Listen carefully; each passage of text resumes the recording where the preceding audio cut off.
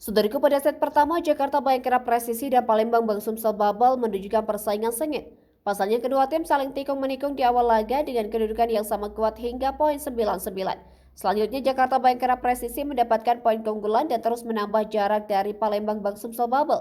Dominasi Jakarta Bayangkara Presisi terus bertambah dan memimpin jalannya pertandingan dengan poin 15-12 di pertengahan laga.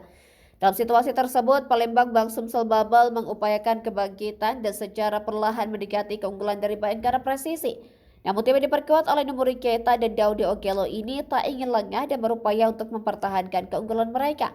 Poin demi poin terus diperoleh membawa Jakarta Bayangkara Presisi unggul jauh atas PBSB, di mana Presisi unggul 23-19 atas Bang Sumsel Bubble.